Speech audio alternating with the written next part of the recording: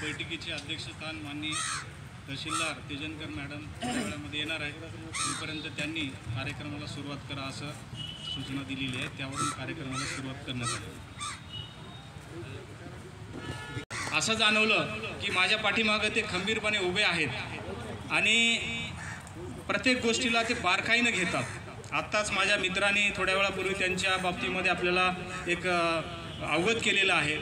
प्रत्येक अधिकाऱ्याची, कर्मचाऱ्याची, इव्हन व्यापाऱ्याची सुद्धा प्रत्येकाची वेगवेगळी पद्धत असते. काही व्यापारी असे असतात, आता व्यापाऱ्याबद्दल बोलणं बरोबर नाही, पण एक अनुभव किंवा हे म्हणून सांगतो. काही ठिकाणी एकच भाव असतो, बोलायचं नाही, काय नाही. तसं साहेबाच्या बाबतीमध्ये कसं आहे, जे खरं आहे ते आपलं, त्या खऱ्यासाठी पुढाकार घेणार आणि आम्हालासुद्धा त्या ठिकाणी पुढं करण्याचं हे करतात. तर याबद्दल साहेबाची ही पहिलीच मीटिंग आहे आणि रिसोड पोलीस स्टेशनच्या वतीनं, रिसोड परिसराच्या व शहराच्या वतीनं त्यांना या ठिकाणी खूप खूप शुभेच्छा देतो आणि या ठिकाणी माझं प्रास्ताविक संपलं. अतिशय अनमोल मार्मिक असं त्यांचं प्रास्ताविक या ठिकाणी गीते सरांनी प्रेझेंटेशन केलं. ही मंचावर लेट आले पण थिट आले आपले कर्तव्य दक्ष महावितरण कंपनीचे देवतळे सर साहेब यांचे स्वागत. पोलीस स्टेशनचे कर्तव्य दक्ष अधिकारी PSI अरुण सर करतील अशी मी त्यांना नम्र विनंती करतो.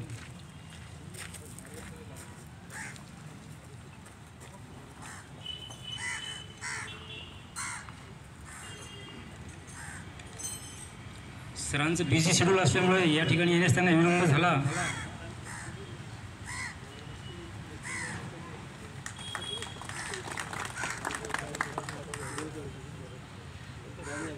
यानंतर या कार्यक्रमाचा हेतू थोडक्यात आपले राजकीय क्षेत्रातली तोफ म्हणले तर वागे ठरू नये. ज्यांचं पूर्ण हयात राजकीय क्षेत्रात गेलं, सामाजिक क्षेत्रात गेलं असे बाळासाहेब खरात त्यांना विनंती करतो की त्यांनी अवघ्या कमी वेळामध्ये आपलं मत या ठिकाणी व्यक्त करावं.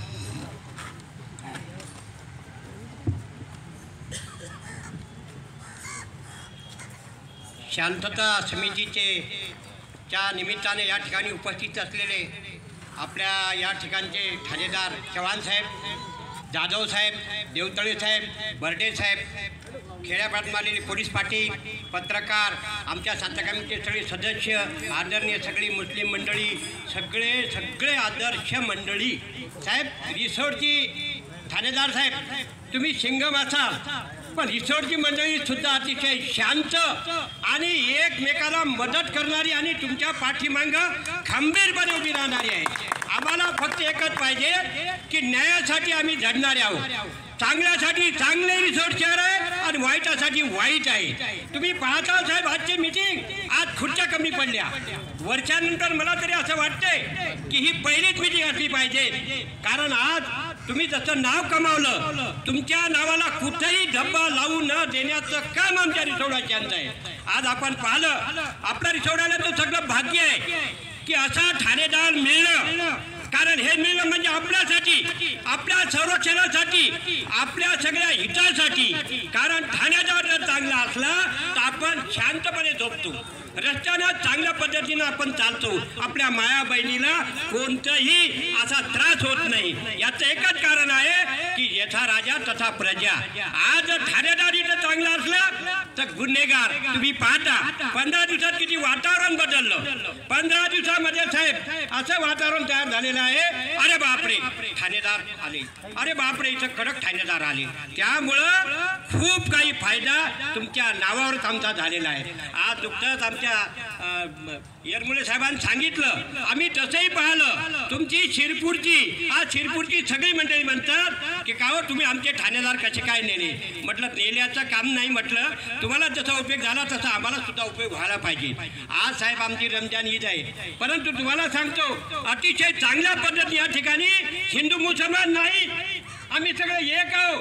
आमचं सगळ्याचं रक्त एक आहे आणि आमच्या सणासाठी ते साखरपाणी देतात, त्यांच्या सणाला आम्ही साखरपाणी देतो. म्हणजे कुठेही गालबोट लागत नाही. त्याच्यामुळं तुम्ही निशांत फक्त आमच्या संरक्षणासाठी या ठिकाणी ठामेठोक राहिले, सगळ्या गोष्टी चांगल्या होतात. आज साहेब आम्ही जास्त बोलणार नाही, परंतु जी निश्चित गाव जरी असलं इथं आमचे अमरदास बाबा, सातारकर बाबा यांचा फार मोठा वारसा लागलेला आहे आणि त्यामुळं आम्ही सगळी मंडळी तुमच्या पाठीची खंबीरपणे उभी आहोत. तुम्ही फक्त एका आवाजाला मला आवाज द्या.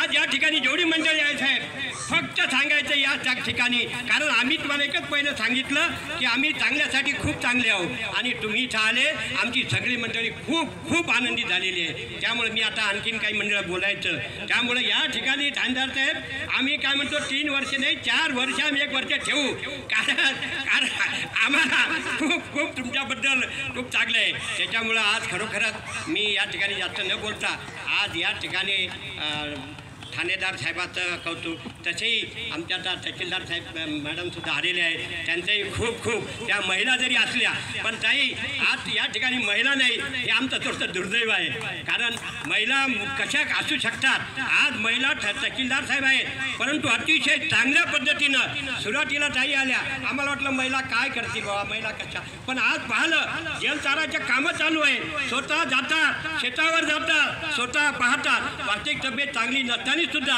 एका दिवशी 4-4, 5-5 खेडे जाऊन शेतकऱ्याला मार्गदर्शन करतात, असे अधिकारी आपल्याला लाभलेले आहे. आणि त्यामुळं आज रोजी खरोखरच आपल्या रिसोर्टचं भाग्य आहे की तहसीलदार मॅडम असो का ठाणेदार साहेब चांगले आले.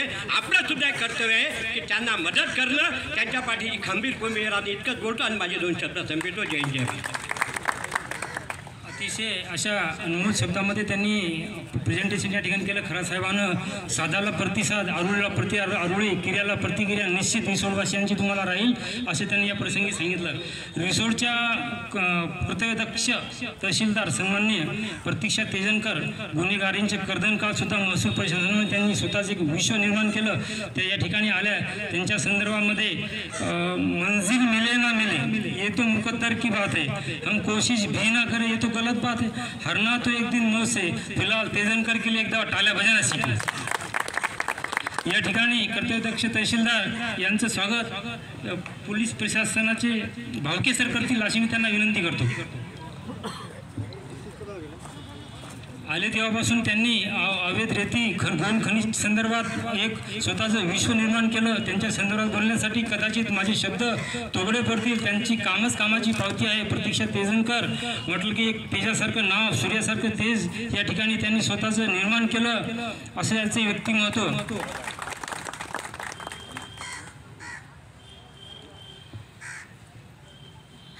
मागच्या किती दिवसानंतर एक प्रथम मीटिंग होत आहे. सरांना सांगू इच्छितो की आपल्या रिसोर्टचे माजी नगराध्यक्ष वसंतराव इरतकर, माजी नगराध्यक्ष दुरुस्माने सर या ठिकाणी मी पाहतो पुष्कळ सूत्रसंचालन करतो, पण आजच्या या मीटिंगमध्ये रिसोर्टातले दिग्गज मंडळी या ठिकाणी आले, ज्यांचं नाव आवर्जून घ्यावं असं मला वाटतं, पण वेळेअभावी ते घेऊ शकत नाही. आणि मुस्लिम समाजामध्ये खुदात नाव जे समाजासाठी वेळी अघटित घटनेच्या वेळेस किंवा असो किंवा मग लग्नविधी प्रसंगी मोफत त्यांचं कार्य असतं. आणि रमजानच्या संदर्भामध्ये ज्याचा हेतू या मीटिंगचा जो आहे त्या संदर्भात आपल्याला मार्गदर्शन होणं खूप गरजेचं आहे. त्यांचं नजीर काझी यांना मी या ठिकाणी आमंत्रित करतो. त्यांनी रमजान पार्श्वभूमीवर तथा कायदा सुव्यवस्थे संदर्भात आपले विचार कमी वेळात व्यक्त करावे.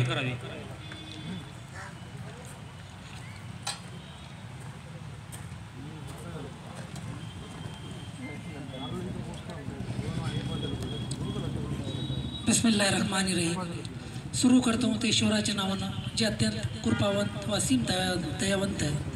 आजच्या कार्यक्रमाचे अध्यक्ष माननीय मॅडम तेजनकर साहेब आणि चव्हाण साहेब और रिस्पेक्टेबल डाईस आणि शांतता कमिटीचे सर्व रिस्पेक्टेबल मेंबर्स. मित्रांनो, वेळ कमी आहे, मला सांगितलं पहिले कमी वेळात सांगा. आता रमजान कमी वेळातच येते, एकच महिना येते 11वर, इसलिए कमी वेळातच सांगतो. रमजानचा अर्थच होते की शांती. रमजान कशासाठी वेळ जास्ती घेत नाही. रमजानचा अर्थ होते शांती. शांती कशासाठी की 11 महिने आपण आपलं जीवन कसं जगावे. रोजा उपास प्रत्येक धर्मामध्ये असते, पण इस्लाममध्ये तो उपास आहे, फक्त पोटाचा उपास नाही का सकाळी आपण उपास ठेवलं आणि उपाशी राहिलो तर उपास होत नाही. उपासासाठी काही बंधन आहे. बंधन म्हणजे उपास ठेवून तुम्ही आपल्या जिभेनं खोटं बोलू नका तर उपास होता. आपल्या हातानं गलत कार्य नाही झाले पाहिजेत, हाताचा उपास. डोळ्यानं नजरेनं कोणाला गलत नजरेनं पाहू नका, डोळ्याचा उपास. पायानं कुठं गलत कोणाचे कामं करायला जाऊ नका, हे पायाचा उपास. उपासचा जमाना याच्यासाठी येतं. आणि याच्यामध्ये अर्जुन आमचे इस्लामचे 5 स्तंभ असतात: नमाज, रोजा, हज, जकात आणि कलमा. त्याच्यामधून एक जकात म्हणून याच्या कंपल्सरी असते. जकात असं असते सर का जर मी 1 लाख रुपये दरवर्षी माझं कमाई झाली, त्याच्यातले 2,500 रुपये गरीबाला वाटणे अनिवार्य आहे. गरीबाला वाटणे अनिवार्य आहे. आणि जर मी शेती करत असतो, मी हाताने पाणी द्यायचं असतो, जर मला 20 पोते गहू झाले तर मला 1 पोता गरीबाला वाटणे कंपल्सरी वाटाच लागल. तर माझे उपास कामी आहे, वरनं उपास कामी नाही आहे. रमजानचा हेतूच हे आहे, जर मी माझी ईद चांगली करत असेल आणि गरीब ईद होत नसेल तर माझी ईद कशाची? रमजानचं हेच आहे. दुसरी गोष्ट कुराणची एक अर्थ वाचून दाखवतो मी तुम्हाला, जे आम्ही जे लगन पाठन करतो त्याच्या माझे वाचतो की या युन असो तो रब्बकुमुल्लाजी. त्याचा अर्थ असो, आहे जगाचे लोक, आम्ही तुमची निर्मिती एका जोडप्यापासून केलेली आहे. त्याच्यात कोणी श्रेष्ठ नाही, कोणी कनिष्ठ नाही, असेल तो कार्यापासून आहे, जन्मापासून कोणीच नाही. आणि मित्रांनो, दुसरी गोष्ट, जकात देणं कंपल्सरी अनिवार्य, द्याच लागेल तुम्हाला. ठीक आहे, रमजानला नाही देत एका वर्षी कोवा बी द्याच लागेल. हे का होतं, इस्लाममध्ये काय दिलेलं आहे की आपली जो प्रॉपर्टी आहे ही मोजक्या माणसाजवळ जमाना झाली पाहिजे, ती समाजामध्ये जर राऊंड झालं पाहिजे, तिनली पाहिजे. याच्यासाठी सांगतो की आमच्या धर्ममध्ये 1450 पूर्वी पहिले मुलीला प्रॉपर्टीमध्ये हिस्सा दिलेला आहे. का एक जागी प्रॉपर्टी नसो, ते बी ते माबाचा मुलगा आहे, ती बी ती माईचीच मुलगी आहे. इस्लाममध्ये प्रॉपर्टीला डिवाईड केलेलं नाही, एक जागी थांबवलेलं नाही आहे मित्रांनो. नमाज हे तो झालं जकात, आणि नमाज पडायला जायचे पहिले प्रत्येक माणसानं 3 किलो गहू गरिबाला देणे अनिवार्य आहे, द्याच लागत, ते होते. दुसरी गोष्ट, मी नावाचा मुसलमान, आता मला पाहून दाढी आहे, टोपी आहे, मुसलमान नाही, माझे चरित्र कसं आहे ते इम्पॉर्टंट करते ना. माझं वेशभूषा कशी आहे इस्लाममध्ये त्याला काही घेणं देणं नाही. ही ते घालायची आहे, फक्त लिबास कसं पाहिजे, आपलं अंग झाकलं पाहिजे, विषय संपलं.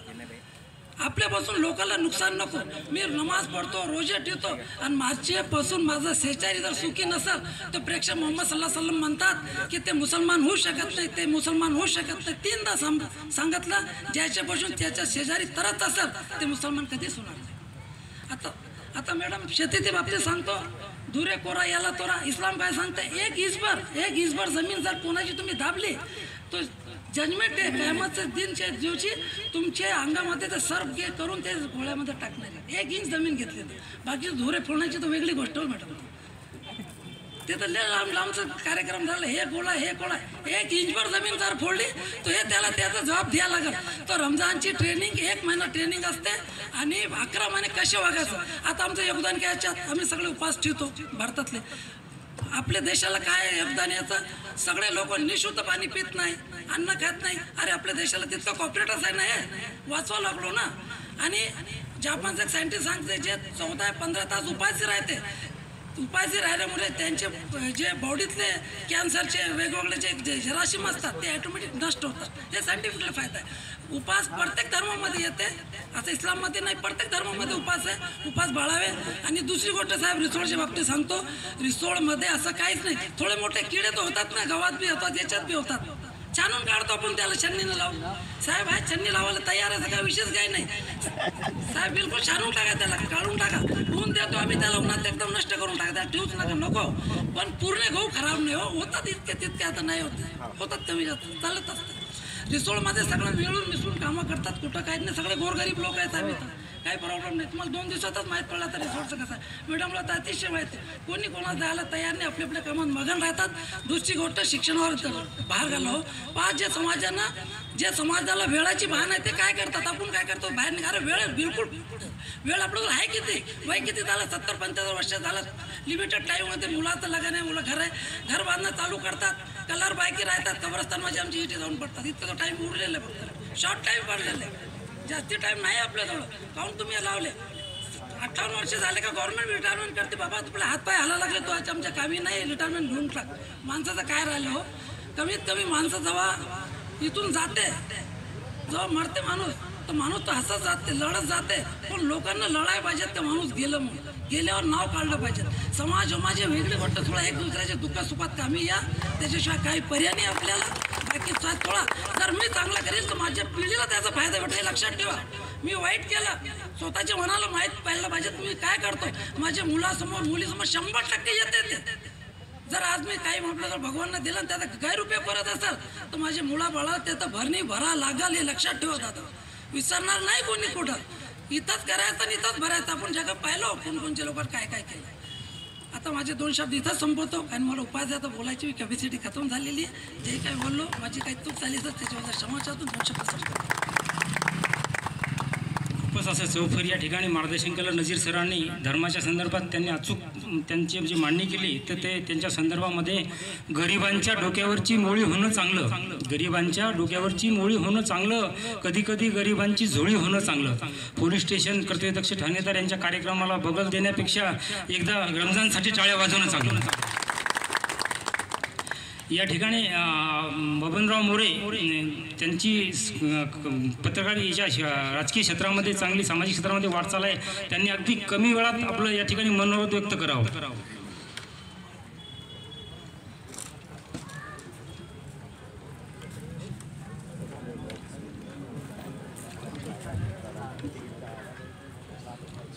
महाराष्ट्राची कुलस्वामिनी आई तुळजाभवानी, हिंदवी स्वराज्याचे संस्थापक छत्रपती शिवाजी महाराज, भारतीय घटनेचे शिल्पकार डॉक्टर बाबासाहेब आंबेडकर, साहित्यरत्न अण्णाभाऊ साठे, महात्मा ज्योतिबा फुले, ज्या मातेने महादेवाची पिंड हातामध्ये घेऊन जनतेला उपदेश दिला, अशी ती माता अहिल्याबाई होळकर, माजी राष्ट्रपती स्वर्गीय अब्दुल कलाम साहेब. मित्र, आज मला वाटतं एका वर्षाच्या नंतर ही पहिली शांतता कमिटीची मीटिंग आपल्या रिसोर्ट पोलीस स्टेशनमध्ये होत आहे. खऱ्या अर्थाने पोलीस स्टेशनमध्ये शांतता कमिटीची मीटिंग झाली पाहिजे. सगळ्या लोकांना याची जाणीव झाली पाहिजे आपल्या पोलीस स्टेशननं आपल्याला काय सांगितलं आणि आपण आपल्या गावामध्ये चांगले काम कोण करते आणि वाईट काम कोण करते याच्या नजरमध्ये आले पाहिजे. मित्र, आजच्या या प्रसंगी कार्यक्रमाचे अध्यक्ष आपल्या रिसोर्टच्या कर्तव्यदक्ष तहसीलदार तेजनकर मॅडम, आपल्या पोलीस स्टेशनचे कर्तव्यदक्ष नवीनच आलेले या ठिकाणी रामेश्वरजी चव्हाण साहेब, आपले अभियंता जाधव साहेब, नगरपालिकेचे बर्डे साहेब, तसेच काय नाव आहे देवतळे साहेब आणि माझ्या समोर जमलेले शांतता कमिटीचे सर्व सदस्य, पोलीस पाटील, सर्व पत्रकार मंडळी. मित्र, आपल्याला कायदा सुव्यवस्था राखल्या गेली पाहिजे. आता नवीन कायद्याचा या ठिकाणी हे झालेला आहे. नवीन कायदा आत्ताच आमच्या कोकाटेंनी सांगितलं, आमच्या त्या पोलीस कर्मचाऱ्यांनी या ठिकाणी सांगितलं, रिसोडला एक खमक्या तहसील पोलीस अधिकारी आलेला आहे. रिसोडला खमक्या पोलीस अधिकारी आवश्यक आहे. त्याचं कारण सांगतो, जर तुम्ही दहशत ठेवली पाहिजे आणि कायदा हा सर्व करता आहे, कायद्याचं पालन झालं पाहिजे. जो गुन्हेगार कुठल्या जवळच्या नेत्याचा असो का कुठलाही असो, ज्यानं गुन्हा केला त्याला सजा मिळाली पाहिजे, हे माझं आपल्याला सर्वांना सांगणं आहे. आणि या रिसोर्टमध्ये रमजानी आम्ही स्वर्गीय पुंडलिकभाऊ असताना बऱ्याच वेळा या ठिकाणी दंगली झाल्या, पण या दंगल्यांचं रूपांतर आम्ही चांगलं काम कसं होईल याच्यामध्ये केलेलं आहे. चव्हाण साहेब, या ठिकाणी जामा मस्जिद आहे, त्या जामा मस्जिदमध्ये प्रत्येक वेळेस कार्यक्रम होत असे, त्या ठिकाणी मी स्वतः उपस्थित राहत असो. एक वेळेस जामा मस्जिदवर निळी फेकली गेली, परंतु त्याचा ओवापोवा झाला नाही पाहिजे, करण्याला करू द्या. आम्ही त्या ठिकाणी जाऊन ती निळी आमच्या हिंदू बांधवांनी पुसून काढली. असं काम आपण केलं पाहिजे की जेणेकरून समाजामध्ये तिढा निर्माण झाला नाही पाहिजे. हा मुस्लिम आहे, हा हिंदू आहे. त्याच्यानंतर आमच्या चापेश्वर मंदिरवर सुद्धा निळी टाकण्याचा प्रयत्न केला, त्या ठिकाणी टाकली, परंतु आमच्या काही मुस्लिम बांधवांनी ती निळी जाऊन पुसली गेली. आणि असा तुम्हाला एकाबद्दल भाईचारा वाढवला पाहिजे. आत्ताच आमच्या काजी साहेबांनी सांगितलं, चांगलं काम केल्यानं चांगलं होते आणि वाईटाचे परिणाम वाईट असतात. कारण खरं सांगतो, तुमच्या हातून चांगलं काम जर झाले तर निश्चित तुम्हाला त्याचा चांगला अनुभव येऊन जाईल. कारण वाईट करणाऱ्याचं कधी भलं होत नाही आणि चांगलं केलं तर कधी ना कधी भलं होल्याशिवाय राहत नाही, हे आपण लक्षात ठेवा. आजच्या या प्रसंगी मित्र, आपण सर्वजण या ठिकाणी या शांतता कमिटीच्या मीटिंगमध्ये आलात. अतिशय आपण सर्वांनी, आता आपल्याला तेजनकर मॅडम असो, चव्हाण साहेब यांचं हे नवीन कायदा सुव्यवस्थेचं आपल्याला मार्गदर्शन होणार आहे आणि कायदा हा सर्वांकरता आहे. कायद्याचं सर्वांनी पालन केलं पाहिजे. आमच्या या सर्व आलेल्या बांधवांचं मी या ठिकाणी मनापासून स्वागत करतो आणि या ठिकाणी थांबतो. जय हिंद, जय महाराष्ट्र. उपस्थित सर्व आपल्या रिसोड शहरातील आणि ग्रामीण भागातील पोलीस पाटील व सुज्ञ नागरिक, प्रथम तर मी पोलीस स्टेशन रिसोर्टतर्फे आपलं सर्वांचं स्वागत करतोय की मी इथे आलो 15 दिवस झाले आणि ही शांतता समितीची मीटिंग ही एक आपली ओळख आणि कायदा सुव्यवस्था तर आपण मीटिंग घेतोच, पण कायदा सुव्यवस्था प्लस आपली ओळख पण आणि एक नागरिकांना माझा स्वभाव माहीत व्हावा, आपला स्वभाव मला माहीत व्हावा आणि एक जनता संपर्क वाढावा या दृष्टिकोनातून आयोजन केलेले असते. प्रथम तर मी हे सांगतोय की बरेच वक्ते बोलले आणि आता वेळही झालेला आहे आणि आपल्या मुस्लिम बांधवांचा नमाज वगैरे आता पवित्र रमजान महिना पण सुरू आहे. शॉर्टकट बोलतोय पण मी एकच सांगतोय की प्रथम मी महापुरुषांबद्दल सांगतोय की छत्रपती शिवाजी महाराजांनी आपल्याला दाखवून दिलं, जसं नजीम भाई बोलले की आम्ही ते दान करतोय आणि दुसऱ्याच्या सुखात जगतोय. तर खरा धर्म तोच आहे की आपण दुसऱ्याच्या सुखात जगलं पाहिजे. आपल्याला छत्रपती शिवाजी महाराजांनी शिकवले की राजा कसा असावा, ते कसे दुसऱ्याच्या सुखात जगले. तसंच आपल्याला क्रांतीसूर्य महात्मा ज्योतिबा फुले, क्रांतीज्योती सावित्रीबाई फुले यांनी पण दाखवलं की मी सेन दगड माती खाऊन दुसऱ्याच्या सुखात कसं जगले.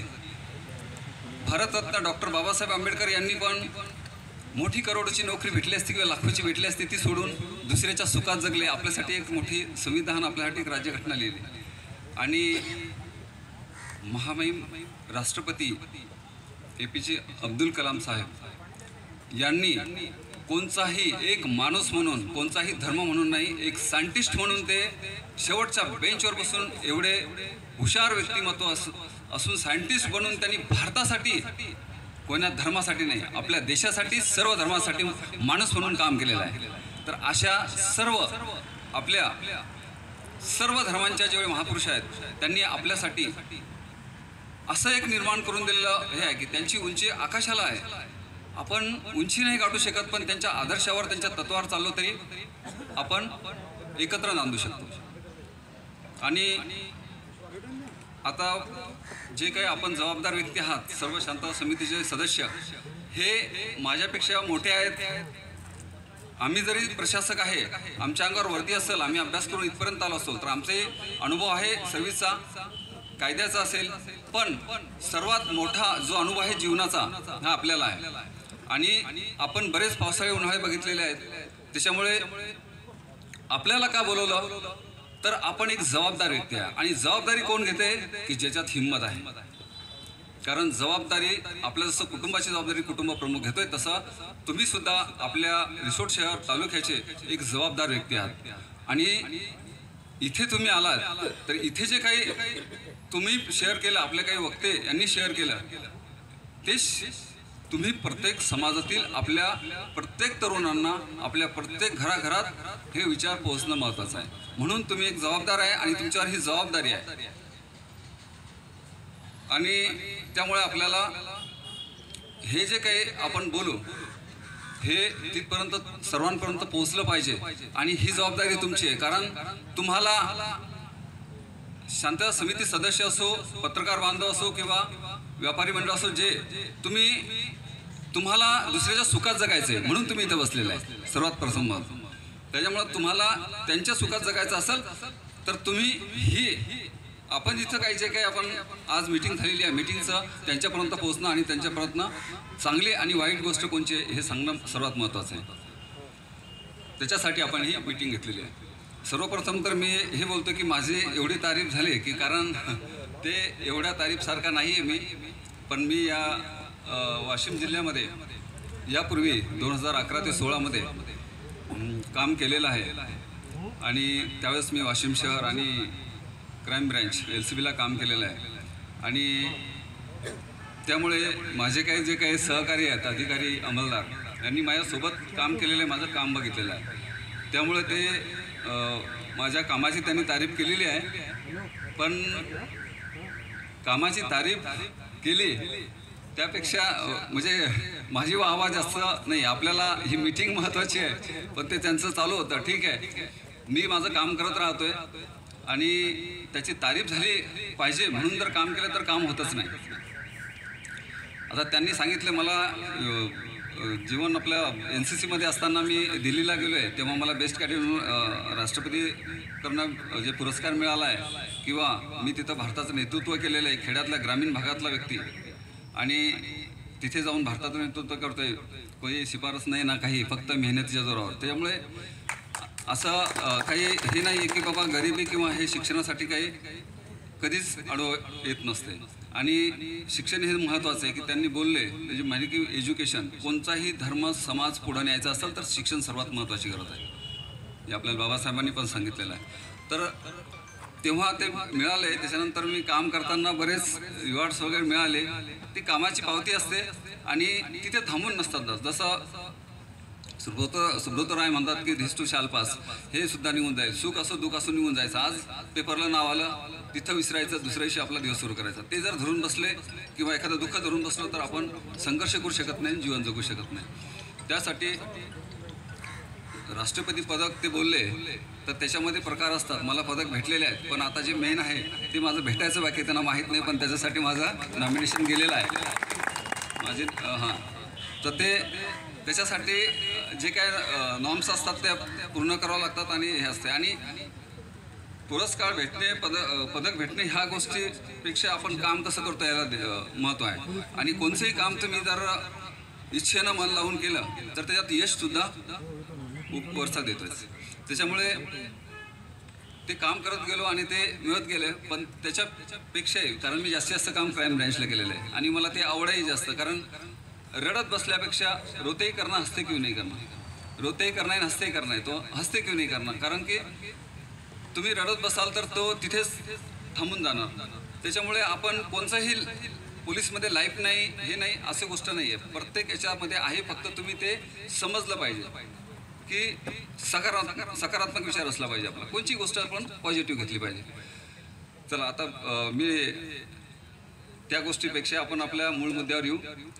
आता सध्या जे काही देशामध्ये महाराष्ट्रामध्ये जे काही वातावरण चालू आहे, पण मला बऱ्याच वक्त्यांनी सांगितलं आणि एवढे वक्ते इतके छान बोलणारे एपिसोडमध्ये आहेत, इथं काही घडायचा प्रश्नच येत नाही. तरी अजून भरपूर वक्ते आहेत बोलणारे, ते तरी आपण नेहमी ठेवत जाऊ आता मीटिंग पण. आणि देशामध्ये जे सोशल मीडिया आहे, मी एक उदाहरण देतो. मी जाण्यापूर्वी शिरपूरचंच उदाहरण देतो की तिथे वानखडे साहेब होते. त्यावेळेस एका धर्माच्या मुलाने दुसऱ्या धर्माच्या मुलाच्या नावाची एक ID बनवली आणि त्या IDनं लोक जमा केले. आणि हे बघा, आणि तोच कोपऱ्यात जाय पोलीस स्टेशन टाकायचा आहे, बघा आला त्यांनी टाकला. लोकांना माहीत नाही, अरे असं आपल्या धर्माबद्दल लिहिलं, आपल्या याच्याबद्दल आत्ताच आणा, त्याला आणलं, हे केलं. आणि 2 दिवसांनी सायबरनं सगळं हे केलं तर तोच मुलगा निघाला आणि त्याच्यामध्ये फालतू 40-45 लोकांवर गुन्हे दाखल झाले. आता मी गेल्यानंतर 2-4 वडील आले की सर आमचा मुलगा शिक्षण घेत होता, फक्त उभाच होता आला. तर काही त्यांचा दोष नाही, फक्त हे ते बोलले की अफवावर विश्वास ठेवू नका. बरोबर आहे. त्या एका मुलांच्या दुश्मनीमुळे, त्या दोघांच्या दुश्मनीमुळे त्यांनी तो फायदा की दोन्ही समाजात कसा वाद निर्माण होईल आणि त्याला कसं हे होईल. पण सायबर पण एवढं पुढे गेलेलं आहे, सगळ्या गोष्टी टेक्नॉलॉजी एवढी पुढे गेलेली आहे की तो आज ना उद्या तुम्हाला तुमची खरी जी काही जागा आहे ती दाखवतोय. त्याच्यामुळे असं कोणी काही करण्या अगोदर आपण विचार करणं गरजेचं आहे. कारण मला तिथे दंगल झाली त्याला नाही, 2 दिवस पोलिसांना त्रास झाला असेल, पण आज ज्या मुलांवर शिक्षण जे घेत होते त्यांच्यावर जो गुन्हा दाखल झाला, त्यांचं भवितव्य सगळं बर्बाद झालं. हे सर्वात मोठं नुकसान आहे. कोणाचं नुकसान आहे? फक्त शिरपूरचं नाही, देशाचं नुकसान आहे. कारण हा तरुण वर्ग जो शिकणारा वर्ग आहे, आज तो एक सुज्ञ नागरिक बनला असताना तर त्याच्यावर आजच अशी केस दाखल झाली तर तो पुढे तिथेच तो खचून जाणार. तर हा विचार करायचा की आपल्याला आपल्या शहरातील जे तरुण आहेत यांना शिक्षण देऊन मोठं करायचं, पण त्यांना याच्यामध्ये अडकवायचं नाही. आणि सोशल मीडियावर कोणतंही, म्हणजे शिरपूरला खूप फॅड होतं इंस्टाग्राम सोशल. मी पहिल्या महिन्यातच सगळं घरात केलं माहीत आहे. आणि बिचारांचे आईवडील मुस्लिम बांधव असो किंवा हिंदू बांधव एकदम इनोसंट लोक होते. एक टीचरचा मुलगा होता, एक बिचारे सोयाबीन सोंगत होते आईवडील, आणि हा स्टेटसवर हे करतोय. काय त्या आईवडिलांना, आम्हाला त्या आईवडिलांची कदर यायची. पण मला असं वाटतं की आईवडील हे जेव्हा तशी कदर करतायत त्याच्यापेक्षा आपल्या पालकांनी हे गरजेचं आहे. कारण जसं ते बोलले की काही झालं की पोलीस, आपलं पण कर्तव्य आहे 2 पैसे कमी कमवा पण 2 संस्कार जास्त टाका मुलांना. कारण तुम्हाला मुलगा ऑफिसर नाही झाला तरी चालेल पण तो माणूस झाला पाहिजे. आता मी ते बोलले ते तर आमचं कर्तव्यच आहे, उन्हात असो तानात असो, कारण तुमच्या सेवेसाठीच आम्ही आलेलो आहे. आणि आम्ही कुठले आहे?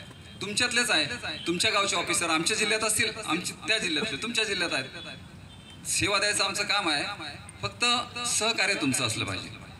त्याच्यामुळे एकटा माणूस कोणी वाहक बनू शकत नाही. त्याच्यामुळे त्याच्या मागे शक्ती असते ती पण महत्त्वाची असते. आणि चांगल्या कामासाठी जर सर्व सोबत असेल तर त्याच्यामध्ये शहराचा असो किंवा आपल्या तालुक्याचा असो विकास होणारच आहे. तर प्रत्येकाचं ते कर्तव्य आहे. आणि आपण जर हे कर्तव्य पार पडलं की आपल्याला स्वतः कायद्यात राहायचं, तर तिथे कोणी तुम्हाला त्रास देणारच नाही. आणि म्हणतात ना, ते कायद्यात राहाल तर फायद्यात राहाल, तशी गोष्ट. तर सर्व जे काही आता मी तुम्हाला सांगतो की अपघात झाला तर तुम्हाला असं वाटतं आता मी त्या गाड्या लावल्या, कुणाला वाटलं की टिबल सीट आणला, हे आणला, ते बुलेट आणलं, आपल्यापासून त्रास होणार नाही. दुसऱ्या सुखात जगायचं म्हणजे आपल्यापासून कोणाला त्रास होणार नाही. त्याचा त्रास जर 10 लोकांना होत असेल तर ते का करता? दुसरी गोष्ट, मी जे आणलेले त्यांचे डॉक्युमेंट्स बघितलेले असतील. जेव्हा माझ्याकडे एखादी महिला रडत येते लहान लेकरं घेऊन की सर माझे मिस्टरचा ॲक्सिडेंट झाला आणि मला मदत पाहिजे, तुम्हाला खरं सांगतो की आमचे डोळेसुद्धा भारावून येतात. तेव्हा समाज कुठंच नसतो. तर तिथे काय मदत करणार? आम्ही त्या माऊलीला काहीतरी मदत करायची, तर या बहादराचं लायसन्स नसते, या बहादराचं टिबल सीट असते, या बहादराचं इन्शुरन्स नसते. आणि आपल्याला असं वाटतं की पोलीस उन्हात उभे राहतात आणि मुद्दाम ते मशीन लावतात आणि पैसा भरतात आणि शासनाला जमा करतात. अजिबात तसा उद्देशच नसतो. किंवा कोण्याही दंगल घडत असेल किंवा वाद असेल, असं पोलिसांना इच्छाच नसते की कोणावर गुन्हा दाखल करावा. पण काय असते, आता सोशल मीडियावर माझी एक पद्धत आहे, मी पडद्यामागचे हिरो अगोदर धुंडतो. नाही, बरोबर आहे. कारण काय, मी रिमोट दाबायचा, त्यांनी करायचा, तो बिचारा मोहरा असतो. तर हे महत्त्वाचं आहे. त्याच्यामुळे असे सोशल मीडियावर काही हे करत असेल तर तुमचंच कर्तव्य आहे की सर हा चुकीचा आहे, याला द्या, याला हे करा. कारण की का, आम्ही तर शोधतोय, माझी तर क्विक ॲक्शन राहील पण त्याची अजिबात कायद्यानं गय केली जाणार नाही. मग मी तेव्हा कोणाचंही ऐकत नाही. का नाही ऐकत? मला एकाला शिक्षा द्यायला कधी परवडेल? त्याच्यामुळे जर 100 लोक, जसं तिथे झालं 100 लोक अडकत असतील तर त्या 100 लोकांचं लाईफ स्पाईल करून, त्या 100 लोकांचं कुटुंब डिस्टर्ब करून, त्या 100 लोकांना कोर्टात चक्रा मारा लावून ते पाप केल्यापेक्षा याला कायद्यात अडकवून एका माणसाला कधी ते पुण्यच आहे. तर त्यामुळे त्याला तिथं ठेसलं, समाजाने जर त्याची चूक काढली तर आणखी बेटर त्यांनी, आणि आम्ही जर काढली तर आम्ही पण त्याची गय केल्या जाणार नाही. त्याच्यामुळे साहेब स्ट्रिक्ट आहे हे असं गोष्ट नाही. मी आमच्या लोकांना त्या दिवशी सांगितलं की इथे येणारा माणूस कोणी प्रेमानं बोलवलं तरी येत नाही, पेढे दिले तरी पोलिसाला येणार नाही. बरोबर आहे ना? ज्याची कोणीही रक्षा करू शकत नाही की आई, बाप, भाऊ, हे सुद्धा आता त्यांना काही करू शकत नाही, तेव्हाच ते इथे येतात. मग आमची जागा किती उंच आहे? तर तिथे आलेल्या माणसाला सौजन्याची वागणूक मिळाली पाहिजे.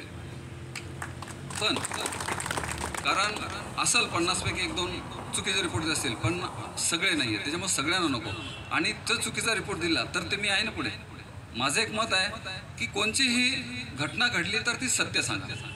चुकीची जर सांगितली तर मग त्याला आहे. कारण माझं मत आहे की यांनी एखादी घटना केलीच नाही, यांनी रिपोर्ट दिला, तर यांना जो त्रास होतो ना तो पूर्ण त्या माणसाला मनाला खावतोय पूर्ण. कारण त्याचा एक तर सामाजिक अपमान, त्याचा घरातील अपमान, कुटुंब डिस्टर्ब, आणि सर्वात महत्त्वाचं वर्दीवरचा विश्वास उडतो की बाबा यांनी कसं चुकीचं केलं. त्याच्यामुळे ते मला आवडत नाही. मग मला 1 नाही 2 नाही 3 महिन्यात माहीत झालं तरी त्याची ती गय केल्या जात नाही. कारण माझं मत आहे की जे झाली ती घटना सांगा, तुम्हाला 10 पट न्याय मिळेल. आणि ते बरोबर आहे. आणि त्याच्यामुळं तुम्हाला नसल, आमच्या अधिकारी आमचे मला खूप चांगला स्टाफ आहे, आणि तुम्हाला नसल समाधान होत तर मी आहेच बसलेलो. आणि तुम्ही स्वतः कोणी, म्हणजे आता तुम्ही शिरपूरवासियांना विचारा, कोणीही मला येऊन भेटायचं असं काही नाही. म्हणजे साहेब खूप चांगले पण स्ट्रिक्ट आहे. स्ट्रिक्ट कोणासाठी आहे? जो कायद्याचं पालन करत नाही, जो समाजामध्ये काहीतरी विघ्न आक्षेपार्ह काही करत बसतोय, अशा काही ॲक्शन करतोय, तर त्याच्यासाठी तर तेवढं गरजेचंच आहे. आणि माझं असं आहे की माझ्याकडं दोन्ही हे आहे, मी कलम पण तेवढीच चालवतो आणि हे आणि कसं राहते